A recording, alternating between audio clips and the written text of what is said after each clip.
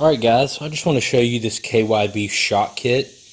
Most people are probably familiar with the PivotWorks shock kits. They come with pretty much everything you need to rebuild a shock, a bladder, a seal head already assembled, and this is kind of the same thing except it's twice the price because it's KYB genuine parts. This is the PivotWorks kits are about 80 or 89, and most of these KYB kits are 149, a few are 129. As you can see, it's in the KYB genuine packaging. You got your piston band, there's your bumper, the seal head that's already assembled with an O-ring on it, and your bladder, and a couple O-rings here. So everything you need, makes the job easy. I normally get the PivotWorks kits because I don't have a problem with them, and the customer likes to save, you know, $60 or $70.